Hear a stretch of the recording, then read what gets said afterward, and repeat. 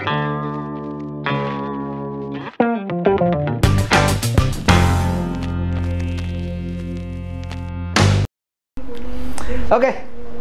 Ya, dia malah gosip. Ngapain sih? Waduh. Wan, HP-nya rusak, Wan. Ya, betah-betah ulang tahun kode loh. Bulan depan dia Sweet 17. Oh iya. Apaan sih Seven? Apaan sih? Nggak seneng ah. Maaf. Oke. Tahun aja berdebat. Iya, baguslah berdebat karena untuk minggu ini aja gue berdebat dengan judul yang bakal gue bawa. Apa judulnya yang bener ya gue? Jadi gue akhirnya memutuskan dengan tekad yang bulat, sebulat saya. Nggak usah ketawa lu. Iya bulat. Iya bulat lah. Nah, tema hari ini yang pengen gue bawa adalah tidak sengaja menjadi berkat. Kita buka firman Tuhan dulu di Matius pasal 25 ayat 34 sampai 36. Nah, kalau di sini kan kelihatan nih yang nggak buka ayat siapa nih, bisa diketok-ketokin pakai kantong persembahan. Yang belum dapat baca. Udah. Gue gimana? Oh, gimana ya, nggak bisa ya? Dan raja itu akan berkata kepada mereka yang di sebelah kanannya, "Mari, hai kamu yang diberkati oleh Bapakku, terimalah kerajaan yang telah disediakan bagimu sejak dunia dijadikan. Sebab ketika aku lapar," lihat A-nya itu gede ya, berarti Tuhan. "Sebab ketika aku lapar, kamu memberi aku makan. Ketika aku haus, kamu memberi aku minum.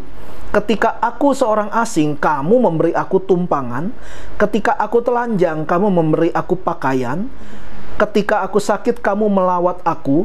Ketika aku di dalam penjara, kamu mengunjungi aku." Lanjut.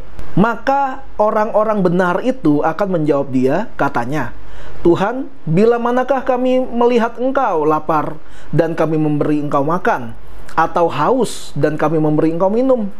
Bila manakah kami melihat engkau sebagai orang asing dan kami memberi engkau tumpangan, atau telanjang dan kami memberi engkau pakaian?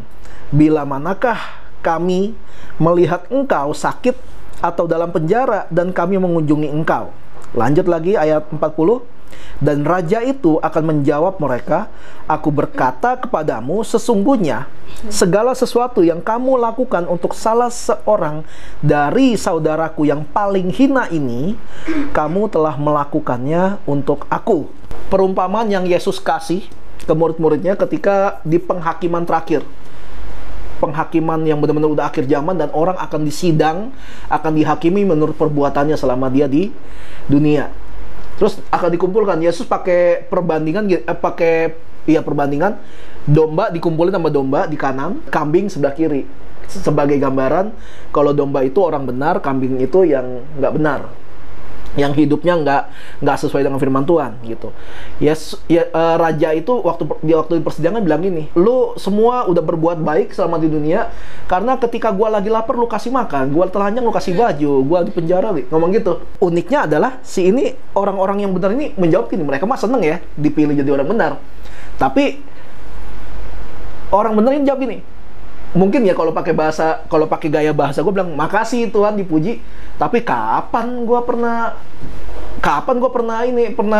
berbuat seperti yang ditulis itu semua," gitu loh. Akhirnya raja ini ngomong gini, "Sesungguhnya ketika kamu melakukan untuk orang-orang sesama manusia, sesungguhnya kita melakukan ini buat Tuhan," gitu.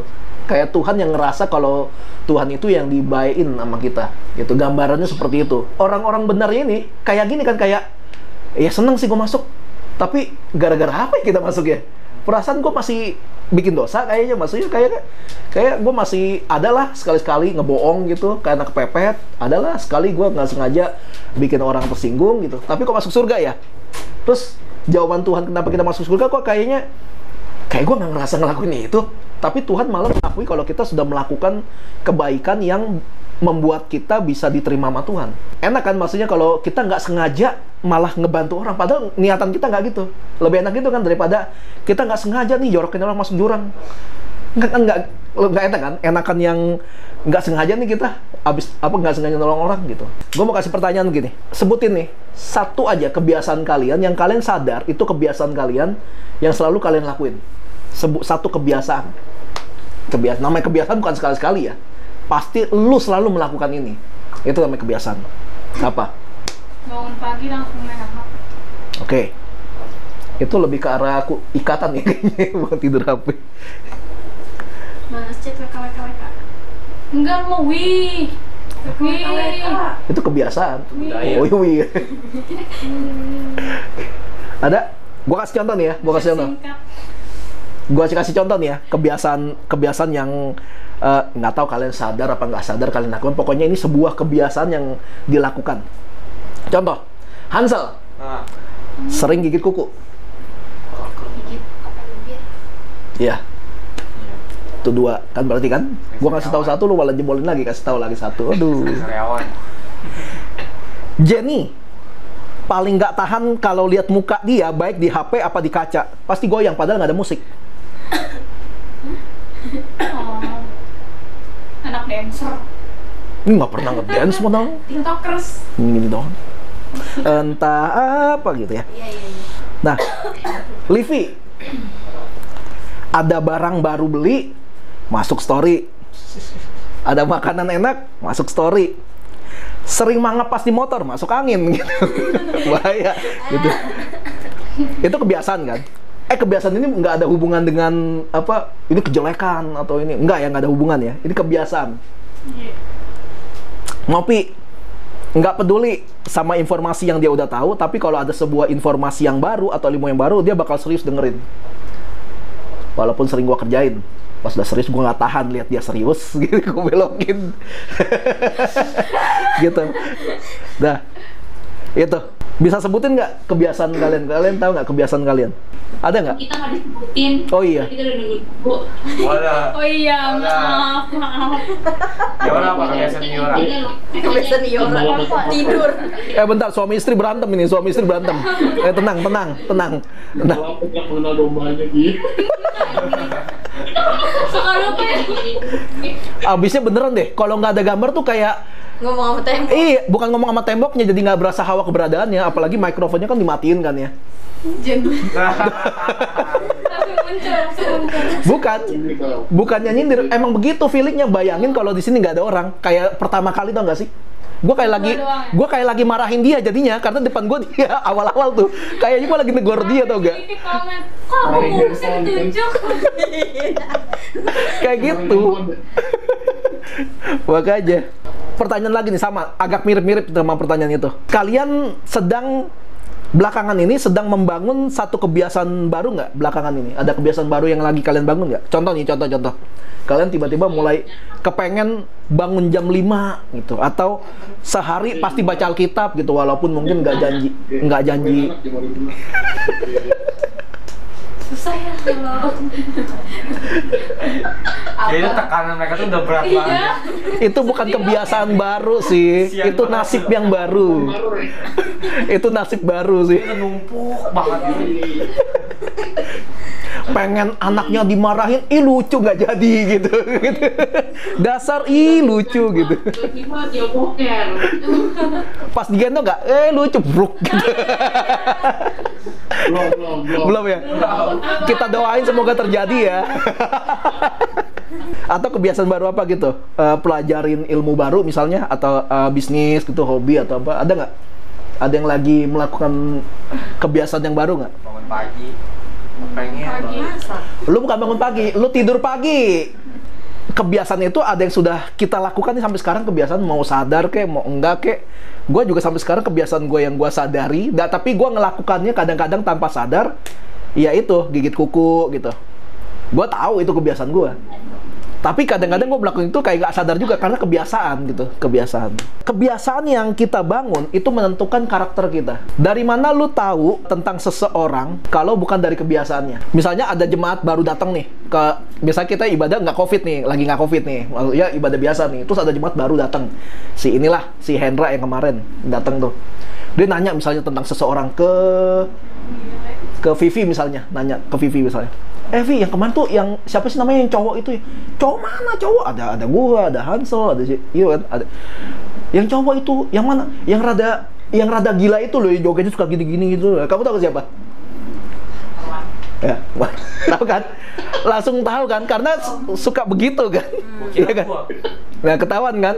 Atau temen-temen lu pasti ada lah, maksudnya yang lu tau gak sih ada orang yang berapa detik dia pasti kedipin mata. Jadi kalau ngomong tuh, tau gak itu yang itu loh. Gua kadang-kadang gua bukan perhatiin omongannya, gua perhatiin matanya ini mau berapa kali ngedip ini, gitu. Ada yang kayak gitu kan? Nah, dari kebiasaannya tuh kita bisa lihat, dan dari kebiasaan kita, dari kebiasaan yang kita bangun itu akan menentukan karakter hidup kita, karena karakter kita itu dibangun sedikit banyak karena kebiasaan kita. Nah, kalau kebiasaan kita jadi anak Tuhan nggak suka baca Alkitab, gue nggak bilang soal wih gila rajin banget tiap hari baca, bukan, maksudnya ada orang yang bukan yang nggak mampu baca Alkitab, tapi dia emang nggak mau baca Alkitab. Ada orang yang kayak gitu kan. Kalau dari awal kebiasaan yang dibangun adalah malas baca Alkitab, ya jangan heran ketika ada yang viral-viral dan ternyata sesat, dia bakal kena dalam kesesatan itu. Yang belakangan lagi rame di dunia gereja, ini rame banget nih, yang di waktu COVID tuh tentang jangan takut sama COVID, dihardik aja, diam dan tenanglah, rame tuh. Terus kemarin dibilang lagi mulai ada tagline lagi, disembunyikan Tuhan. Aduh, jangan sebut merek lah udah. Jangan sebut merek pokoknya. Pokoknya iya, tapi kan maksud gua gini, akhirnya orang yang iman nggak kuat kan karena orang ini nggak pernah baca Alkitab, jadi dia nggak tahu nih. Tapi karena yang ngomong adalah seorang pendeta terkenal lagi, dia percaya aja. Belum tentu benar padahal. Kayak gitu loh. Nah, makanya dari kebiasaan itu akan menentukan karakter hidup kita. Terus kalau misalnya ada orang yang nanya, yang namanya Cindy yang mana sih gitu? Nah, Cindy itu orangnya yang itu loh. Kalau misalnya ada satu bagian dia udah serius denger, terus gua diplesetin sama pengkhotbahnya, dia bakal merespon dengan ya iyalah kok. Nah, itu Cindy. Lagi serius gitu. Nah, jadi dari satu kebiasaan itu bisa kita, orang bisa nilai kita, bisa ngelihat kita gitu. Gembala gue yang lama, Timotius Arifin, dia kalau khotbah tuh tenang, tapi poinnya jelas. Cuma ada satu kebiasaan dia yang orang lain nggak punya. Dia kalau ngomong tuh gini, dia kan umurnya udah mau 70 ya, Pak Arifin. Dia kalau khotbah, kalau lagi ngajar terus ngomong gini. Misalnya cerita tentang Yusuf gitu. Yusuf itu adalah anak dari Yakub, di mana pada waktu kakaknya membenci dia, akhirnya Yusuf yaitu dijual kepada seorang pejabat negara Mesir yang bernama yaitu Potifar. Ada yaitunya terus pokoknya. Yaitu selalu gitu. Jadi gua kadang-kadang suka bercandain gitu. Belum kalau yang namanya Kris Manusama, waduh, heboh dia orang heboh banget. Arifin itu orang kayak gitu tuh, kayak gitu dia. Jadi dari kebiasaan kita bisa tahu gitu. That's why kenapa gue suka kasih contoh orang, karena gue suka mempelajari manusia, ya. Khususnya ketika kita punya teman suka berbahasa roh yang ya kayak gitu ya, gitu. Gitu, that's why itu. Jadi gue suka mempelajari manusia gitu. Bukan untuk cari kejelekannya, enggak, emang suka aja mempelajari manusia gitu. Kebiasaan gue yang paling terlihat itu ya dari dulu yaitu soal physical touch. Dari dulu. Kalau ketemu temen nih, pasti rangkul temen gitu. Wah, gimana? Wah, ngobrol sambil rangkulan. Kadang-kadang kalau dia ngeledek, dia rangkul balik. Jadi kita ngobrol saling merangkul gitu. Nggak jelas pokoknya nih. Kalau ketemu yang sesama physical touch tuh begitu tuh. Itu kalau diumum ngeri juga sih, Pak. Boleh nih, gitu. Woi, gimana kabar? Baik. Jadi untuk lihatnya ke bawah semua gitu. Nah, terus yang parah, masalahnya gini, physical touch gua dulu itu parah. Parahnya tuh gua demen nabok orang dari dulu. Dari dulu gua demen nabok orang, apalagi pas bercanda. Itu sebabnya kenapa gua bawa Winnie bertepuh sih. Sini tuh. Karena buat properti gitu. Mau diambil. Gitu. Gua kalau ketemu temen kayak gitu. Gimana? Naboknya nggak asik, naboknya nggak pelan. Gue dulu mukulnya kenceng gitu loh. Bisa kayak, gimana gitu. Dia antara kaget, ada yang ketawa, ada yang kesel sama gue gitu. Sampai ada temen gue, temen band dulu, sampai langsung tahu gitu. Bentar lagi mukul gue nih. Gue udah denger dia bilang bentar lagi mukul gue nih. Harusnya kan gue ini dong, nggak jadi mukul dong. Kebiasaan. apaan sih, tetap mukul gue gitu. Kebiasaan gitu loh. Kadang suka toyor-toyor orang, tau gak sih? Halo, gitu loh. Kayak gitu. Dulu gitu gue. Emang. Suka gitu. Sama satu lagi, suka ngagetin orang. Itu kamu doang. Ke kamu doang kalau itu. Itu ke kamu doang gitu. Gitu. Tapi sangat nempok juga kan. Nempoknya aku tuh tapi di personal gue, Evi. Nah, itu. Kaget lah jadinya. Nah itu. Nah, gue dikenal ya kayak gitu sampai akhirnya gue tobat sih. Gue tobat dari kegiatan yang itu. Kalau lu sekarang gue masih suka ini, percayalah, dulu 20 tahun lalu gue bisa 20 kali lebih kenceng mukulnya. Karena nggak dipikirin, gue nggak mikirin, tapi itu jadi kebiasaan gue. Karena dulu kan suka dibilang gini kan, semua orang di mata Tuhan sama, nggak mandang umur. Ya udah, akhirnya gue ikutan jadi Tuhan, nggak mandang umur, bercanda. Sampai satu hari, ini parah nih. Gue temenan lah di gereja sama satu orang, bapak udah punya 2 anak, anaknya temen gue, tapi gue lumayan dekat sama bapaknya. Main toyor-toyoran gue sama dia. Beda usia gue sama dia waktu itu 30 tahun. Bilang, apa itu salah, gimana sih bapak? Gitu. Mana orang Batak? Itu gue ngejadiin RW masih puji Tuhan. Dulu begitu, sampai suatu hari kena tegur sih. Kena tegur, maksudnya kena tegurnya bukan sama dia nggak apa-apa, dianya santai. Tapi kan nggak lucu ya kalau ketemu orang lain lagi lebih tua, deket begitu lagi geplak kepala kan. Dulu gue nggak sadar dulu, itu gue SMP kayak gitu kelakuannya. Jadi itu kebiasaan gitu, sebuah kebiasaan yang dibangun, tapi kebiasaan bisa berakhir buruk, bisa berakhir baik, tergantung. Makanya tergantung. Lu kebiasaan lu apa? Ya, kamu udah selesai. Kamu tidur dulu ya. Iya, aku jauh. Udah mulai gila. Mulai kan? Mulai gila. Mulai. Oke, kita buka lagi. Dia belum sarapan. Itu ada roti berjamuan. Nah, kita buka lagi 1 Korintus pasal 13 ayat 4 sampai 8. Kasih itu sabar, kasih itu murah hati, ia tidak cemburu, ia tidak memegahkan diri, dan tidak sombong. Ia tidak melakukan yang tidak sopan dan tidak mencari keuntungan diri sendiri. Ia tidak pemarah dan tidak menyimpan kesalahan orang lain. Ia tidak bersuka cita karena ketidakadilan, tetapi ia bersuka cita karena kebenaran. Ia menutupi segala sesuatu, percaya segala sesuatu, mengharapkan segala sesuatu, sabar menanggung segala sesuatu. Kasih tidak berkesudahan, nubuat akan berakhir, bahasa roh akan berhenti, pengetahuan akan lenyap. Kita bisa lihat karakteristik kasih. Kasih itu kayak gimana sih kasih itu? Kasih itu bukan baik. Gitu. Kasih itu bukan baik, tapi kasih itu, yaitu kasih itu yang tadi dibaca gitu loh. Kasih itu sabar, murah hati, tidak cemburu, dan semua yang tadi. Itulah kasih gitu. Kasih itu yang terakhir ya, kasih itu tidak berkesudahan. Berarti kasih itu akan berlaku selamanya.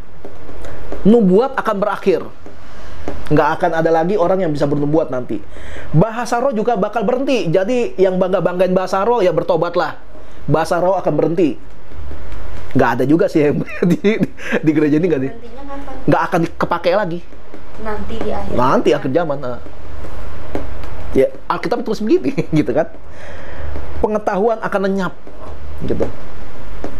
Nah, kita buka lagi 1 Yohanes. Bukan Yohanes ya, 1 Yohanes pasal 4 ayat 7 sampai 8. Saudara-saudaraku yang kekasih, marilah kita saling mengasihi, sebab kasih itu berasal dari Allah. Dan setiap orang yang mengasihi lahir dari Allah dan mengenal Allah. Barang siapa tidak mengasihi, ia tidak mengenal Allah, sebab Allah adalah kasih. Jadi kalau ada orang, gua nggak peduli, gua peduli deh. Kita ngomongin dunia orang Kristen aja ya, karena kalau udah ngomongin agama yang lain ya jelas aja mereka nggak punya pegangan seperti ini. Kalau orang Kristen nggak punya kasih seperti yang dijabarkan di 1 Korintus 13 tadi, orang itu jelas nggak punya kasih. Kalau orang itu nggak punya kasih, jelas berarti orang itu nggak punya Tuhan dalam hidupnya. Karena kasih itu dalam kekristenan bukan benda. Kasih itu bukan apa. Kasih itu siapa. Sama kayak kebenaran. Kebenaran itu juga bukan apa. Kebenaran itu siapa? Orang. Pribadi. Gitu. Jadi kalau nggak punya Tuhan, otomatis pasti nggak punya kasih. Jadi kesimpulannya, kalau lu punya kasih gimana? Kalau biar lu bisa punya kasih gimana? Ya lu harus punya Tuhan dalam diri lu. Kesimpulannya begitu kan? Kasih itu menjadi sesuatu yang penting karena kasih bukan sesuatu yang bisa dilatih. Kasih nggak bisa dilatih. Kasih nggak kayak iman. Iman bisa dilatih lewat pengalaman. Makanya kenapa Yesus sampai bilang, kalau lu punya iman sebesar biji sesawi aja, ada ukuran. Kalau kasih nggak ada ukuran. Wah, kasihnya dia mah lebih gede daripada kasihnya. Nggak ada. Karena kasih itu adalah Allah sendiri. Allah nggak akan berubah. Allah itu konsisten. Gitu. Kasih itu adalah tentang kepemilikan. Apakah kita memiliki kasih? Jadi bukan kayak piaraan gitu loh. Gue latih kasih gue gitu. Nggak bisa. Karena kasih itu udah konstan tempatnya. Karena keberadaan kasih dalam diri kita disebabkan karena keberadaan Kristus dalam hidup kita. Jadi kalau ada Kristus dalam diri kita, udah dipastikan kita punya kasih. Berarti sebaliknya dong, kalau kita nggak punya kasih, berarti kita nggak punya Kristus dalam hidup kita. Orang yang punya kasih, belum tentu nggak pernah berantem nih suami istri. Sama-sama Kristen gitu kan, sama-sama pelayanan. Belum tentu nggak pernah berantem, nggak mungkin. Apakah itu artinya mereka nggak punya kasih? Punya gitu. Cuma mungkin bagian sabarnya lagi diuji gitu. Kan kasih kan tadi ada sabar, murah hati, lemah lembut ya. Kadang-kadang teruji juga tuh. Jadi nggak ada hubungannya ya dengan orang yang berantem sama nggak punya kasih lain. Yohanes 15 ayat 4. Tinggallah di dalam aku dan aku di dalam kamu, sama seperti ranting tidak dapat berbuah dari dirinya sendiri kalau ia tidak tinggal pada pokok anggur. Demikian juga kamu tidak berbuah jikalau kamu tidak tinggal di dalam aku. Kalau ayat selanjutnya kalian baca nanti ada ayat yang bilang ini, jikalau kamu tinggal dalam aku dan firmanku tinggal di dalam kamu. Ada ayatnya seperti itu ya. Nah, ranting, dibilang ranting nggak bisa menghasilkan buah sendiri. Ya wajar dong. Lu kalau lihat pohon nih, pohon kan ada cabang, ada ranting gitu kan. Tempat menghasilkan buah itu bukan di cabang, tapi ranting. Dia menghasilkan buah di situ. Terus ketemu ada ranting patah. Ini ranting nggak guna nih, nggak tumbuh, udah gua taruh 3 hari nggak ada buahnya gitu. Ya nggak mungkin, karena dia nggak ketempel sama pohonnya kan. Jadi selama ranting nggak nempel sama pohon, dia nggak bisa menghasilkan apa-apa. Nah, kita nempel sama siapa nih masalahnya? Kalau sampai nggak pernah berbuah. Ayat tadi itu menjelaskan kalau Tuhan itu bisa hidup di dalam kita. Gimana caranya Tuhan bisa hidup dalam kita? Sedangkan Tuhan itu kan gede banget kan. Literally gede itu Tuhan. Caranya gimana biar Tuhan bisa hidup dalam kita? Ini ada orang yang ngartiin gitu loh. Harusnya kita yang hidup dalam Tuhan. Masa Tuhan dalam kita kecil, masa Tuhan hidup dalam kita? Loh, tapi ayat tadi bilangnya, ayat Yohanes 15 tadi bilang gini, tinggallah dalam aku dan aku di dalam kamu. Terus gimana dong caranya? Makanya harus baca ayat berikutnya tuh. Jikalau kamu tinggal dalam aku dan firmanku tinggal di dalam kamu. Berarti caranya supaya Tuhan bisa tinggal dalam diri kita adalah baca Alkitab. Alkitab itu firman Tuhan. Ketika lu mendengar ayat Alkitab yang lu baca, firman Tuhan itu bisa hidup dalam lu gitu loh. Karena kalau firman Tuhan yang kita baca ada dalam hidup kita, itu sudah mewakili keberadaan Tuhan dalam hidup kita. Kesimpulannya, kalau firman Tuhan ada dalam hidup kita, kita udah memiliki kasih. Ini kan saling berkait kan, firman Tuhan. Firman Tuhan itu siapa? Ya Yesus. Yesus itu siapa? Yesus itu Tuhan. Tuhan itu apa? Tuhan itu kasih. Jadi kalau kita pengen punya kasih, kita harus ada Tuhan dalam diri kita. Tapi nggak mungkin Tuhan secara fisik tinggal dalam kita. Tapi ada satu cara lagi, yaitu firman Tuhan bisa tinggal dalam kita gitu. Pemahaman tentang firman Tuhan tinggal dalam kita sehingga kita ngerti apa maunya Tuhan, dan itu sudah menjadi wakil dari kalau Tuhan itu ada dalam diri kita lewat pembacaan Alkitab. Pusing gak sih? Pokoknya kalau lu mau punya kasih, lu baca Alkitab ya. Jadi lu ngerti kasih itu kayak gimana gitu. Kenapa banyak orang Kristen dan udah pelayanan tapi kadang kelakuannya suka jahat? Bisa nebak dong, dia nggak punya kasih. Jadi jangan terjebak dengan dia orang Kristen, apalagi dia orang Kristen udah lama, pelayanan lagi, senior gitu. Nggak peduli, baca Alkitab nggak. Baca Alkitab. Oke, ngerti nggak yang lu baca? Karena gue belakangan menolak pernyataan begini. Yang penting baca Alkitab lah. Urusan ngerti nggak ngerti belakangan. Lo ya bahaya dong. Nggak bisa lah kalau kita nggak paham isi Alkitab, repot. Orang Kristen yang kelakuan jahat, ya karena dia tidak ada kasih dalam hidupnya. Artinya nggak ada Tuhan dalam hidupnya. Dia jadi cuma agama aja Kristen, tapi bukan anak Tuhan. Dia itu kayak benih yang di pinggir jalan, belum tumbuh, tapi udah dimakan burung. Makanya firman Tuhannya nggak hidup dalam diri dia. Nah ini yang dari perumpamaan tentang penabur. Kenapa banyak orang Kristen udah sering baca, udah sering dengar khotbah, tapi hidupnya jahat aja terus gitu loh. Ya karena jatuhnya nggak di tanah yang subur, jatuhnya ya di pinggir jalan. Jadi nggak tumbuh, nggak ada buah di situ. Oke, intronya udah selesai. Loh ya kan judulnya apa? Judulnya kan nggak sengaja jadi berkat kan? Tadi gue bahas kasih, belum soal nggak sengajanya. Sekarang baru masuk lagu. Udah soal Matius itu. Iya. Tapi kan yang dibahas kasih kan? Ya udah, itu intro. Kita mulai masuk lagu sekarang. Aku. Kan intro kan istilah lagu. Belum makan nih dua nih, teler dua-duanya. Orang yang hidupnya punya kasih, ya tentunya punya Tuhan dalam hidupnya. Orang ini akan mudah melakukan tindakan kasih seperti yang ditulis di 1 Korintus pasal 13 tadi. Orang yang punya kasih, dia sabar, dia murah hati, dia nggak cemburu. Sehingga dalam setiap jalan kehidupannya, kelakuannya akan memiliki kecenderungan untuk berbuat kasih. Contohnya, punya belas kasihan. Ada orang-orang gereja tertentu yang gua anggap nggak punya belas kasihan, yaitu orang-orang gereja yang gini loh. Ketika ada jemaatnya atau anak komselnya gitu, datang ke dia, cerita tentang masalahnya, bukannya ditolong, dia malah ngomong gini, sabar ya, mungkin Tuhan punya rencana, yuk kita doa. Padahal dia mampu bantu sebenarnya, tapi dia memilih untuk yuk doa, sabar ya gitu. Ada orang kayak gitu. Buat gue orang itu nggak punya kasih. Buat gue itu orang nggak punya belas kasihan. Dia nggak bisa ngeliat kebutuhan orang yang datang ke dia gitu. Lain cerita kalau ini siapa gitu loh. Ini siapa tiba-tiba datang minta tolong tuh, ya lu siapa gitu. Lain cerita kan. Ingat gak kemarin, bukan kemarin ya, sebulan lalu ya kurang lebih, gue pernah tulis tulisan di Instagram begini, punya teman kesusahan tuh ya dibantu, bukan didoain doang. Ingat gak? Tahu nggak akibatnya? Ada 2 orang, gue cuma pernah kenalan aja. Gue cuma pernah kenalan doang, langsung bertindak seolah-olah gue teman baiknya, nawarin jualannya dia. Gue dalam hati tuh kayak, ya lu siapa gitu. Mungkin dia pikir gini, wah ini orang nih udah pendeta nih, dia bilang ada teman kesusahan tuh dibantu, gue pengen coba bakal dibantu nggak gitu. Masalahnya lu siapa gitu loh, lu siapa masalahnya. Akhirnya gue bantu sih, karena dia cuma nawarin makan. Gue tanya dia, oke lah cobalah beli, ya udah kita beli gitu doang. Nah yang siapa ini aja gue bantu, apalagi yang gue kenal. Contoh orang yang punya kecenderungan berbuat kasih adalah dia akan pikul salib. Ketiga, dia akan sangkal diri. Keempat, dia akan tunduk pada otoritas Tuhan. Mungkin seringkali kita merasa punya cukup bukti dan alasan untuk mengambil satu tindakan tegas, tapi kita diingetin kalau sampai kita lakukan itu akan ada dampak buruk yang terjadi, baik ke orang itu yang kita mau tindak itu ataupun ke diri kita sendiri.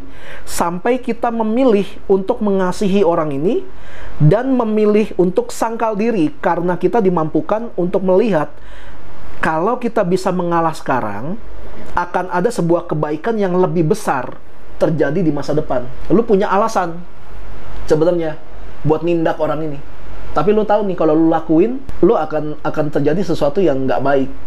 Tapi kalau lu pilih untuk sangkal diri, lu udah ngeliat nih suatu hari nanti akan ada sesuatu yang lebih yang bagus bakal terjadi dengan gua harus mengorbankan ego gitu, menyangkal diri gua. Nah kalau kita melakukan ini terus menerus, sangkal diri ini nggak enak. Pikul salib sangkal diri itu nggak enak. Gua nggak salah kok, dia yang salah kok, emang beneran dia yang salah. Cuma masalahnya lu udah paham firman Tuhan, ada kalanya lu harus sangkal diri. Lu tahu lu nggak salah, lu bisa ngebela diri, tapi lu memilih untuk ngebela diri, nggak ngebela diri. Karena kalau makin lu ngebela diri, situasi akan tambah buruk. Akhirnya lu berada di posisi yang sebenarnya nggak ngenakin lo. Nah kalau kita ngelakuin ini terus-menerus, kadang nggak rela, berat, kadang ngerasa nggak adil, dan lain-lain gitu. Tapi kita lakukan juga. Pada akhirnya sampai kasih dalam diri kita ini benar-benar jadi aktif dengan sempurna. Dengan kata lain, kita bisa dengan mudah melakukan tindakan kasih. Bukan sesuatu yang berat lagi. Gila berat banget gua mengasihi dia tuh berat banget gitu. Dulu awal-awal kayak gitu. Tapi kalau kita terus belajar, kita sangkal diri, kita pikul salib, akhirnya kasih yang dalam kita itu benar-benar jadi sempurna.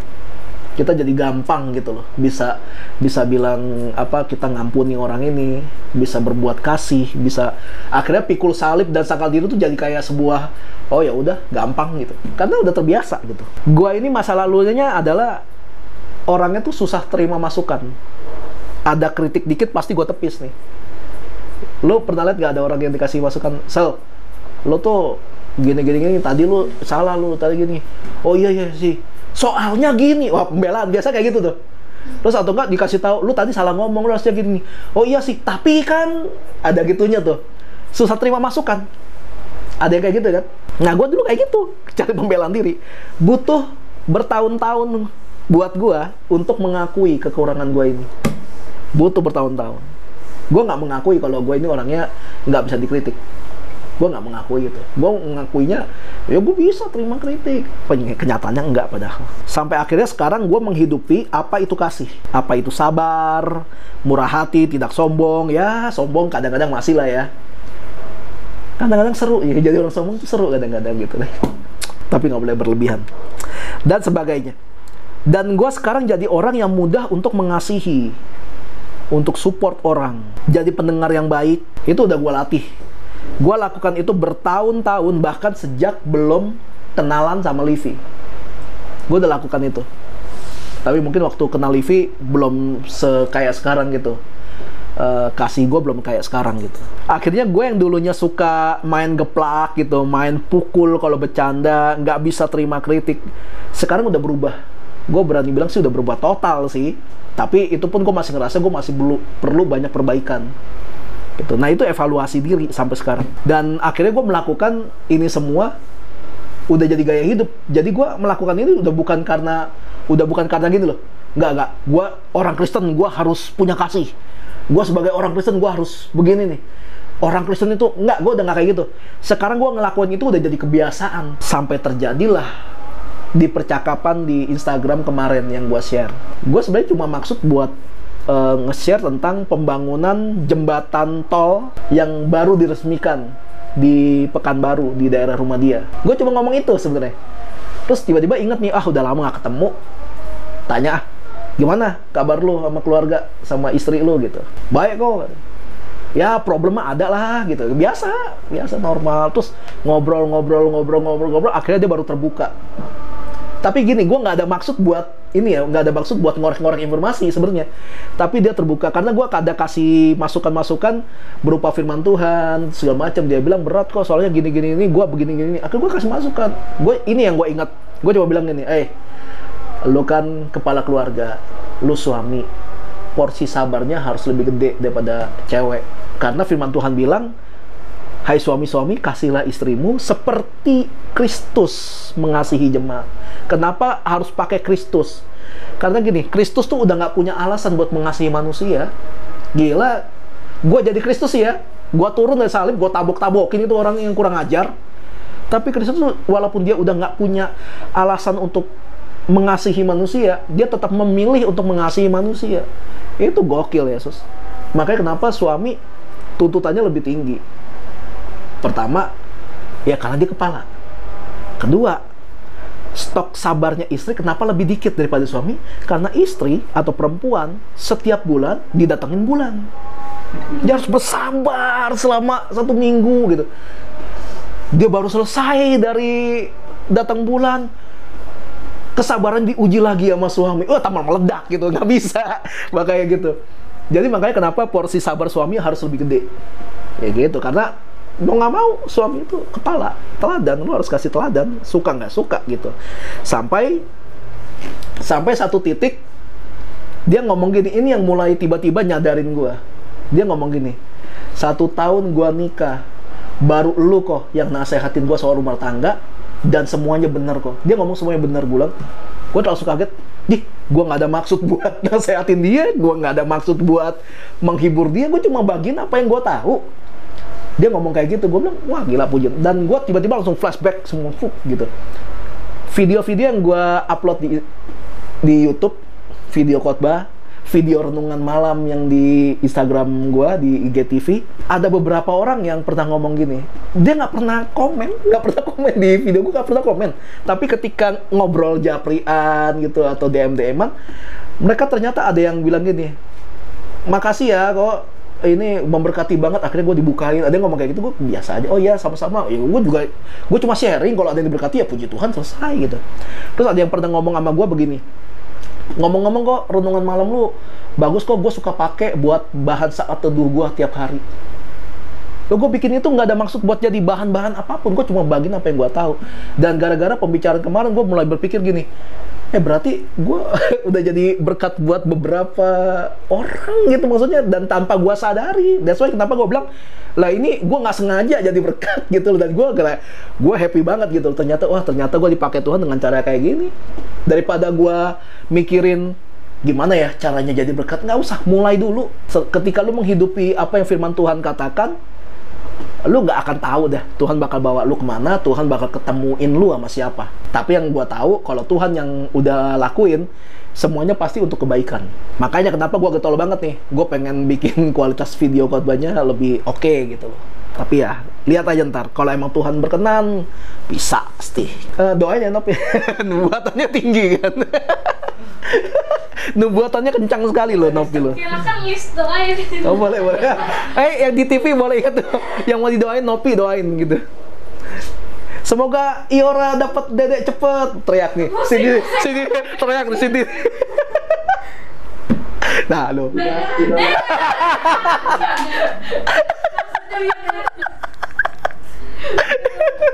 Seru. Kok bisa gue nggak sadar jadi berkat? Karena jadi berkat udah jadi gaya hidup gue. Berusaha gitu loh, berusaha jadi berkat. Kayak Matius 25 yang tadi, yang lo kapan gue pernah bantuin Tuhan gitu loh. Kok Tuhan sampai muji gue? Kayak gitu. Sampai iya kita ngelakuin ini apa yang menjadi firman Tuhan sih, kita lakuin sih. Tapi kapan gua ngelakuin itu, tiba-tiba orang diberkati aja. Ketika kita melakukan itu jadi nggak berasa berat, karena kita udah gaya hidupnya udah gaya hidup jadi berkat. Untuk bisa memiliki kasih, miliki dulu firman Tuhan dalam diri kita. Dan kita nggak mungkin bisa punya kasih, nggak mungkin bisa punya Tuhan dalam diri kita kalau kita nggak pernah baca Alkitab. Karena kalau mau tahu apa yang mau Tuhan mau, ya cuma bisa lewat baca Alkitab. Terus apakah dengan hanya kalau udah punya kasih udah selesai? Enggak, ternyata enggak. Kalau kita lihat udah nggak usah buka nggak apa-apa. Tapi kalau mau catat nggak apa-apa. Kalau kita lihat di Lukas pasal 3 ayat 8, isinya gini. Jadi hasilkanlah buah-buah yang sesuai dengan pertobatan, dan janganlah berpikir dalam hatimu, Abraham adalah bapa kami. Karena aku berkata kepadamu, Allah dapat menjadikan anak-anak bagi Abraham dari batu-batu ini. Dibilang hasilkanlah buah-buah yang sesuai dengan pertobatan lu. Lu bertobat dari dosa apa sebelumnya? Kalau lu bertobat dari seorang pecandu narkoba, lu hasilkan buah-buah itu. Lu harus bisa kayak menangin orang-orang yang memang masih mencandu narkoba sampai sekarang. Kalau lu bertobat dari keluarga broken home, lu harus jadi berkat bagi orang-orang yang masih broken home sampai sekarang. Kalau lu bertobat dari orang-orang yang semua yang berbau perjinahan, lu harus bisa nolong orang-orang yang kasusnya masih dalam perjinahan sampai hari ini. Dan lain-lain. Lu bertobat dari mana nih? Itu sesuai dengan pertobatan, buah-buah yang sesuai dengan pertobatan. Karena dibilang jangan kira lu orang Kristen sudah menerima keselamatan dari Yesus di kayu salib, gua nggak perlu bertobat lagi, kan keselamatan sekali untuk selamanya gitu. Nggak bisa, keselamatan bisa dicuri masalahnya, atau diambil karena lu yang ngasih keselamatan itu ke orang lain. Ayat terkenal lagi adalah Galatia 5 ayat 22 sampai 24. Kan tadi kan hasilkanlah buah-buah kan? Apa buah-buahnya apa? Tetapi buah roh ialah kasih, satu tuh, sukacita, damai, sejahtera, kesabaran, kemurahan, kebaikan, kesetiaan, kelemah lembutan, penguasaan diri. 9 kan? Ayat 24-nya. Tidak ada hukum yang menentang hal-hal itu. Barang siapa menjadi milik Kristus Yesus, ia telah menyalibkan dagingnya dengan segala hawa nafsu dan keinginannya. Jadi kasih itu salah satu dari buah pertobatan. Jadi kalau orang yang hidupnya ada Kristus, dia telah menyalibkan dagingnya dengan segala hawa nafsu. Hawa nafsu, gue sekali lagi bilang, hawa nafsu itu nggak melulu yang pornografi gitu, enggak. Kadang-kadang kita punya hawa nafsu di bidang lain. Lu lebih pilih main game daripada baca Alkitab, padahal lu udah lama nggak baca Alkitab dan lu udah lama main game. Tapi lu tetap pilih main game daripada baca Alkitab, misalnya kayak gitu. Lu lebih pilih nonton drama Korea terus daripada baca Alkitab. Padahal lu udah lama nggak baca Alkitab dan lu udah lama nonton Korea. Salah nggak main game, salah nggak nonton Korea, nggak ada masalah. Tapi ketika itu jadi lebih penting daripada firman Tuhan, itulah yang salah. Jadi ketika kita punya Tuhan, kita nanti nggak akan cuma punya kasih, tapi kita akan punya sukacita, kita akan punya damai sejahtera, kita akan punya kesabaran, kita akan punya kemurahan, kebaikan, kesetiaan, kelemah lembutan, penguasaan diri. Gua pribadi, gua diuji banget paling banyak tuh dikasih penguasaan diri dan kesabaran. Gue paling diuji di situ. Selebihnya tuh gue kayak nggak ada masalah gitu. Maksudnya damai sejahtera mah gue selalu bisa dapat damai sejahtera walaupun dalam keadaan terjelek sekalipun.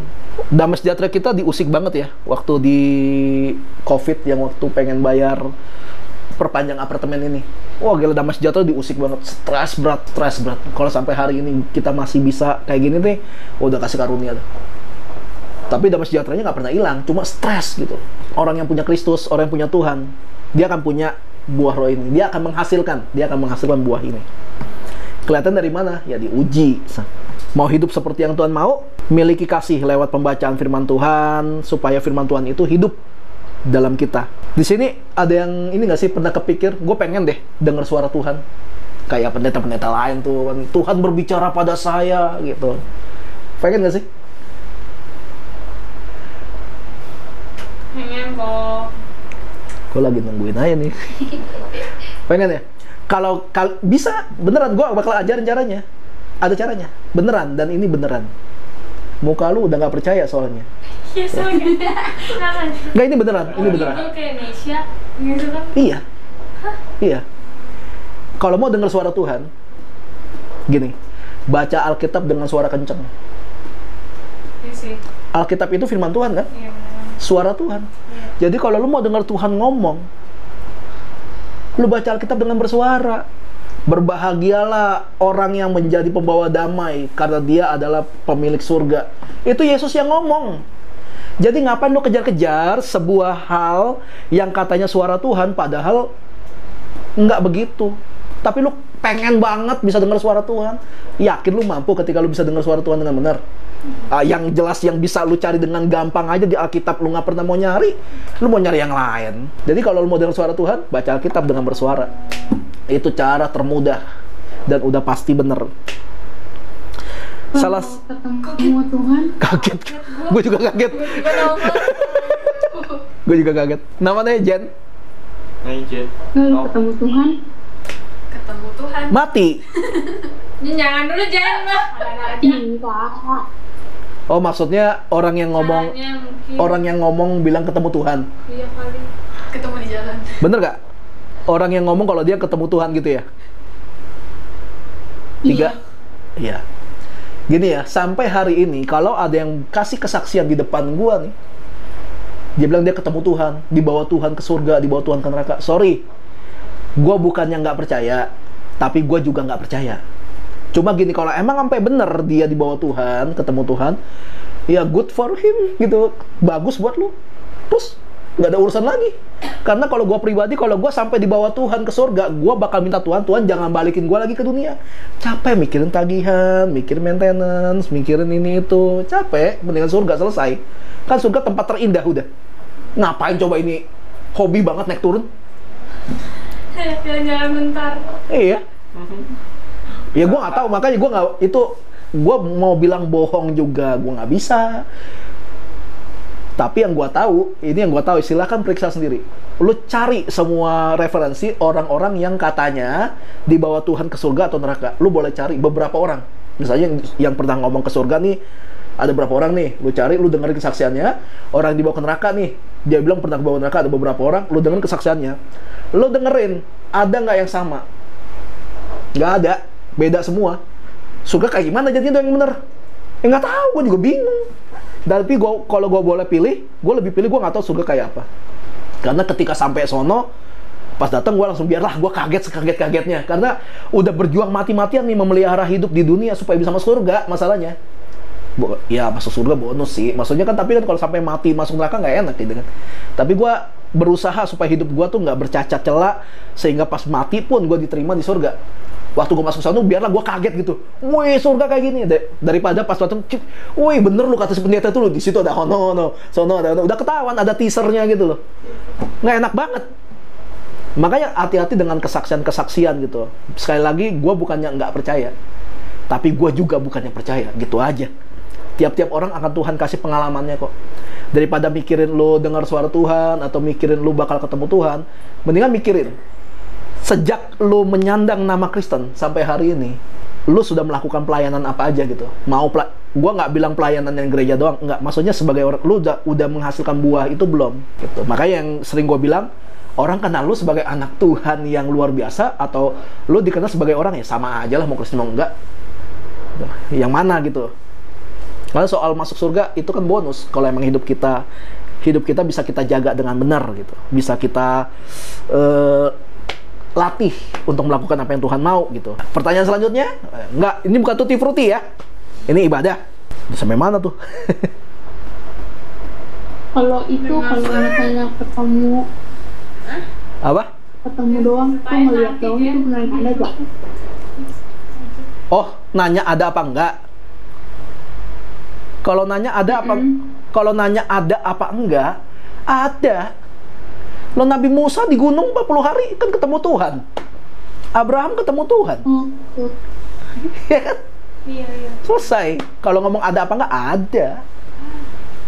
Tapi kalau pertanyaannya orang zaman sekarang ada apa enggak? Gua nggak mau ngomong kalau gitu. Karena Tuhan bergeraknya sesuai musim.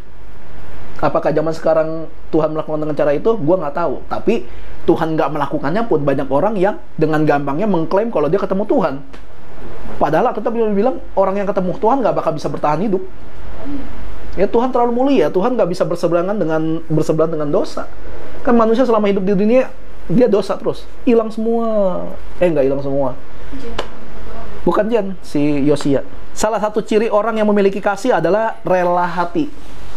Hatinya rela. Kalau hati udah rela, mau dididik Tuhan kayak gimana juga pasti berserah. Sampai kita bisa menghasilkan buah roh. Kalau orang udah punya kasih, mungkin di awal itu terasa berat gitu, di awal. Tapi di ujung jalan kita akan lihat tuayan kita, buah-buah itu, kita akan melihat tuayan itu dengan sorak-sorai. Kalian akan kaget dengan pencapaian kalian sebagai anak-anak Tuhan yang beneran anak Tuhan gitu loh, bukan cuma judul doang. Kalian akan heran ternyata karena kalian banyak orang diberkati. Kalian akan heran ternyata karena kalian banyak tempat-tempat diberkati. Kalian akan heran ternyata karena keluarga kalian diberkati. Kalian akan heran ternyata karena kalian home ini diberkati. Padahal awalnya nggak ada tujuan itu. Lu cuma ngelakuin aja apa yang menjadi tugas lu. Dan lu akan heran gitu sama semua itu. Gua bener-bener nunggu banget suatu saat kalian yang bakal ngomong di sini. Cerita tentang kebaikan Tuhan lewat kalian. Orang ini semua harus menjadi buah. PDT muda, PDM. Gua bener-bener nunggu masa dimana kalian cerita tentang bagaimana Tuhan memakai jawatan kalian di 7 gunung itu. Gua nunggu sih kalian cerita sih. Gua bener-bener nunggu suatu hari kalian cerita ada orang-orang yang datang ke kalian cuma buat denger kalian ngomong tentang Tuhan. Gua nunggu sih. Karena Zakaria ngomong gitu kan, 10 orang dari tiap-tiap bangsa akan datang memegang punca seorang Yahudi dan berkata, aku mau mengikut engkau karena kami melihat Tuhan yang menyertai kamu itu besar. Orang bisa ngelihat, ini orang beda pokoknya. Ini Kristen tapi beda gitu. Akhirnya orang cuma nanya, bisa sih, kok bisa sih, kayak gimana sih? Nah, sederhana aja gitu loh, sederhana doang. Kalian bagi hidup, kalian jadi berkat, baik itu secara sengaja ataupun nggak sengaja. Amin, selesai.